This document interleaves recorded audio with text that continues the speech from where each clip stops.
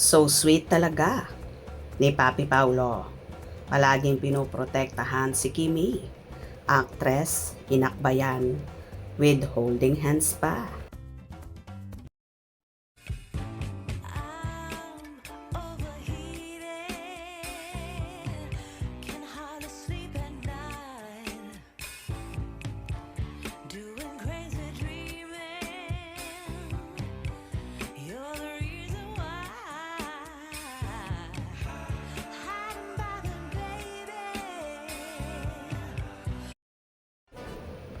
May mga kumalat na balita na inakbayan daw ni Paolo Avellino at nagkaroon pa ng holding hands ang kanyang ka-love team na si Kim Chiu sa set ng ginagawa nilang series, ang The Alibi. Kaya naman kilig na kilig ang kanilang mga supporters.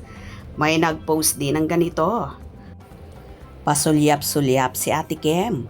Halata naman, sweet ang dalawa off-cam. Ayi, nung lindol, nag-holding hands pa ang dalawa habang tumatakbo. Parang pinoprotektahan ni Kuya Pao ang baby girl niya.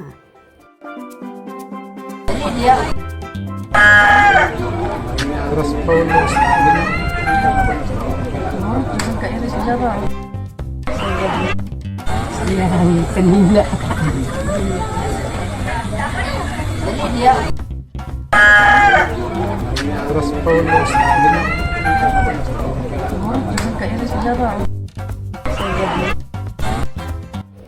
Dahil dito, samot-sari ang naging reaksyon ng netizen. Basta protektahan mo lagi siya, Paulo. Yan ang hindi ibinigay ng dalawa na ex niya.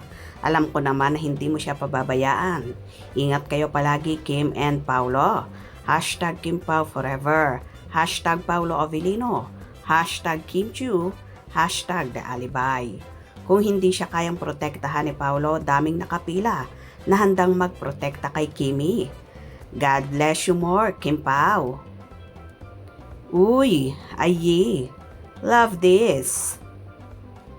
Kakilig naman. Ini-imagine ko rin kung paano protektahan ni Pao si Kim nung lumindol. How sweet, siguro. Buti na lang nandyan silang dalawa. Kung hindi, parang si Sophia yan. Umuwi ka agad sa family niya sa Dumaguete. Doon kasi sila nakabase ngayon. So happy to hear that. Natawa naman ako sa kanya-kanya. Hehehehe. Sweet couple, ganda ng ayuda. Himlay, malala. Kim Pao, love it so much. Kilig much. Always naman overprotective si Pao. Kim Pao forever. Yung nasa isip ko, yun din pala ang totoong nangyayari na magka-holding hands sila.